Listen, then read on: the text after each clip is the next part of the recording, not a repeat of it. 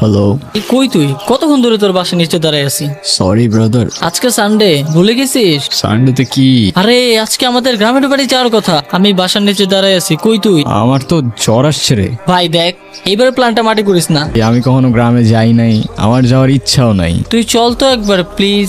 আরে ভাই হইছে, তোর ইমোশনাল ব্ল্যাকমেল করা লাগবে না, আসতেছি আমি।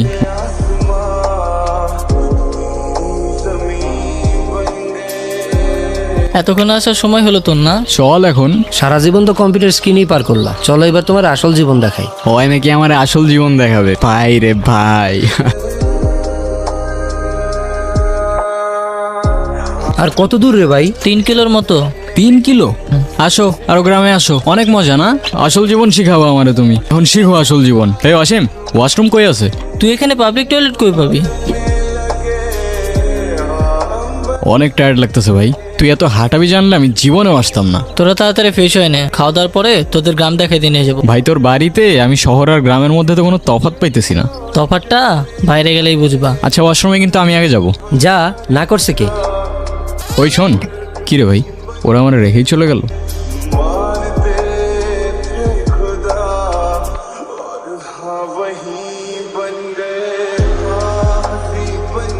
ওই এদিকে আসো।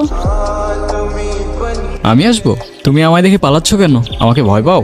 আপনাকে দেখে ভয় পাওয়ার কি আছে? আজব তো, হাসতেছো কেন? নাম কি তোমার? আপনি আমার নাম জানেন না? না। আমি আপনার নাম জানি। বলো দেখি আমার নাম কি? বিক্রম।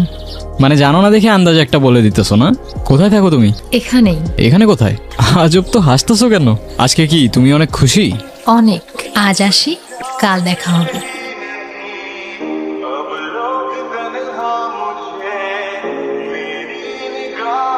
কি রে ভাই, কই ছিলি তুই? সারাদিন আমরা তোরে কত খুঁজলাম, কই ছিলি? তোরা আমারে খুঁজছস? সিরিয়াসলি? আমি উল্টা তোদের খুঁজতে খুঁজতে আজকে আজকে কি? কিছু না, আজকে অনেক টায়ার্ড লাগতেছে, আমি ঘুমাই পড়লাম। আর এমনিও সকাল সকাল উঠতে হবে আমার। কেন সকাল সকাল উঠে কি করবি তুই? ভাই গ্রামে আসছি, একটু ঘুরে দেখতে হবে না? এই তুমি গ্রামে আসবাই না, এখন গ্রাম দেখার জন্য উঠে পড়ে লাগছে। আমার তো মনে হয় অন্য কোনো কাহিনী আছে। কিচ্ছু কাহিনী নাই, ঘুমা।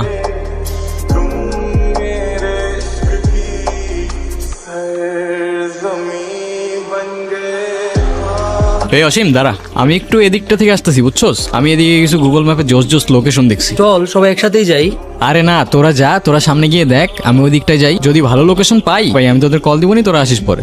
আচ্ছা ঠিকঠাক হয়ে যাই। আচ্ছা যা যা, তোরা যা।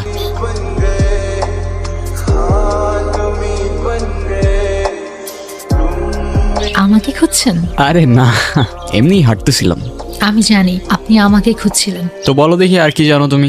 আমি সবই জানি, আপনার কি পছন্দ কি পছন্দ না। আচ্ছা বলো দেখি আমার কি পছন্দ? আপনাকে দেখতে না এখন আগের থেকে একটু অন্যরকম লাগে। অন্যরকম লাগে মানে? তুমি আগে আমাকে কবে দেখছো? দেখেছি। তোমার কথার না আগামাথা আমি কিচ্ছু বুঝতেছি না। আচ্ছা তোমাকে একটা প্রশ্ন করি, তোমার বয়ফ্রেন্ড আছে? বয়ফ্রেন্ড কি? বয়ফ্রেন্ড মানে বুঝো না? বয়ফ্রেন্ড মানে হচ্ছে তোমার একটা বন্ধু, যাকে তুমি বিয়ে করবা। আছে তো। কে? আপনি? এই যে আমি ঠিকই জানতাম তুমি আমার সাথে মজা করতেছো। আচ্ছা চলো আমার বন্ধুদের সাথে তোমার পরিচয় করাই দিই। না, কেন? আমি তো কারোর সাথে কথা বলি না। আমার শুধু আপনার সাথে কথা বলতে ভালো লাগে। আমি অনেক বছর ধরে অপেক্ষা করে আছি কেন, কিসের জন্য? একটা কথা বলার জন্য। কি কথা? কি কি ভাবতেছো? আপনার আজকের দিনটা মনে আছে? না, কি আজকের দিন? নিজেই মনে রাখতে বলে নিজেই ভুলে গেলেন। তোমার এই কথাগুলো আমি বুঝতে পারি না কেন বলো তো? উত্তর দেওয়ার জন্যই তো এত বছর ধরে অপেক্ষা করে আছি। আমিও আপনাকে ভালোবাসি। মানে? সেদিন ভয়ে আমি আপনাকে বলতে পারি না, কিন্তু আমি সব সময় শুধু আপনাকেই ভালোবেসেছি। মৃত্যুর আগ পর্যন্ত আমার শুধু একটা ইচ্ছা ছিল, আপনাকে একবার বলা ভালোবাসি। কি রে তুই এখানে? তুই জানোস না এখানে আসা নিশ্চিত আছে? এখানে বেশিক্ষণ থাকা যাবে না, তাড়াতাড়ি এখান থেকে চলে যেতে।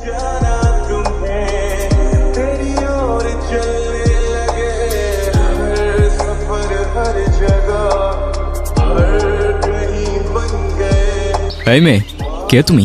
এই অবেলায় এখানে কি করছো? তোমার বাড়ি কোথায়? ভয় পেও না, আমি তোমার ক্ষতি করব না। আমি বিক্রম। কেউ কারোর পরিচয় দিলে নিজের পরিচয়টাও দিতে হয়। নাম কি তোমার? কথা বলতে পারো না? কি হলো, কিছু বলছো না কেন?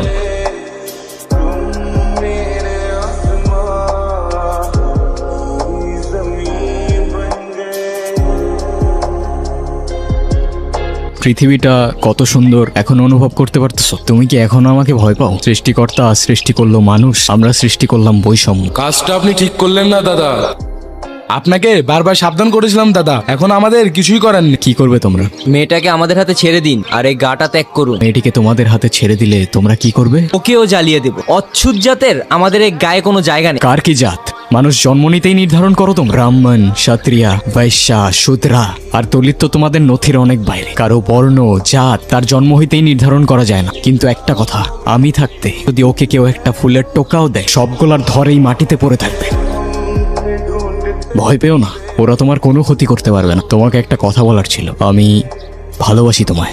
এখন অন্তত তোমার নামটা জানতে পারি। অনু, আমার বয়স যখন 8, তখন ওরা আমার বাবা মাকে আমার চোখের সামনে জ্বালিয়ে দেয়। থেকে আজ অবধি আমি কোনো কথা বলতে পারি নাই। বাবা মার কি অপরাধ ছিল? আমার জাত আমার অপরাধ? তোমার জাতের কোনো অপরাধ নেই। অপরাধ সেই জাতের যেই জাত সৃষ্টি করেছে। আমি নিয়ে যাব এখান থেকে তোমায়, আমাকে শুধু একটা দিন সময় দাও।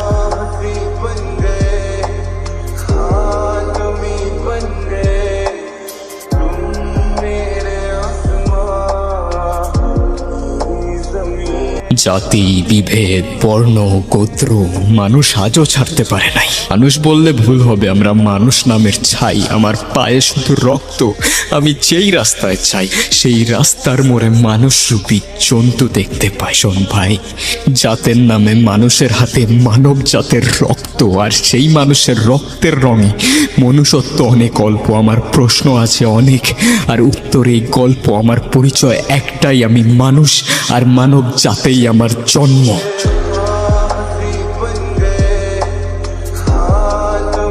হ্যালো এভরিওয়ান, আসসালামু আলাইকুম। কী অবস্থা সবার? কেমন আছেন সবাই? আশা করি অনেক অনেক ভালো আছেন। তো আজকের নাটকের নামটা ছিল আপনার জন্ম। তো এই নাটকটা আপনার রিলিজ দেয় 2 বছর আগে। নাটকটা অবশ্য আপনারা অনেক আগে দেখছেন। তো আমার কাছে নাটকটা কিন্তু অনেক ভালো লাগে, সেজন্য মানে নিজের কাছেই ভালো লাগতেছিল, সেজন্য আর কি আপনাদের কাছে উপস্থাপন করলাম আর কি। দেন তো হচ্ছে নির্জন নাহুয়েল, মানে ওনার তো ভাই আমি বিগ ফ্যান। ওনার যে আপনার ভয়েস এডিটটা দেয় অস্থির, মানে অ্যামেজিং। এত সুন্দরভাবে যে ভয়েস এডিটগুলো দেয় কি বলবো, অস্থির অস্থির। তো নির্জন নাহুয়েলের ফ্যান তো আপনারা অনেক আছেন। দেখেন, এই নাটকের ভিতরে ডিরেক্টর ছিলেন নির্জন নাহুয়েল, মিউজিক বাই ছিলেন নির্জন নাহুয়েল, লোকেশন ফিক্সড করছেন নির্জন নাহুয়েল। মানে একজন ট্যালেন্টেড ব্যক্তি নির্জন নাহুয়েল ভাই। মানে আমার দেখেন, আমি যতগুলো নির্জন নাহুয়েল ভাইয়ের নাটকগুলো দেখছি, প্রত্যেকটা নাটকই কিন্তু ভাই অ্যামেজিং, অস্থির। তো এই নাটকের ভিতরে এত সুন্দর সুন্দর কিছু জিনিস তুলে ধরছে, মানে কি বলবো, ভাষা হারিয়ে ফেলছি। দেখেন, আপনার লোকেশনটা দেখছেন? লোকেশনটা হচ্ছে আপনার একটা পুরনো একটা বাড়ি, প্রায় 100 বছর বা তার বেশি হবে, মানে পড়ে আছে একটা বিল্ডিং। সেই বিল্ডিংয়ে তারা লোকেশন ফিক্সড করছে। তো এই নাটকটা কিন্তু একটা কাল্পনিকভাবে বানানো হয়েছে, আর একটা ধর্ম নিয়ে। তো এখানে আর একটা জিনিস না বললে নয়, মানে নাজিয়া ভরসা, সবার অভিনয় তো আপনারা দেখছেন। দেখার পরে মানে আমার মনে হয়েছে আর কি, আমিও তো দেখছি। আর এখানে আর একটা কথা না বললেই নয়, মানে অভিনয় তো দেখছি। অভিনয় দেখার পর আমার মনে হয়েছে যে নাজিয়া ভরসার মানে অভিনেত্রী যে ছিলেন, ওনার অভিনয় কিন্তু অস্থির হয়েছে, আমার কাছে ভালো লাগছে।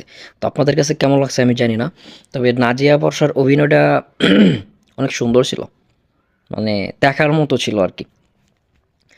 মানে একটা ভূতরে গল্প নিয়ে, মানে কিছু এর মধ্যে ভূতরে গল্প তোলা ধরা হয়েছে।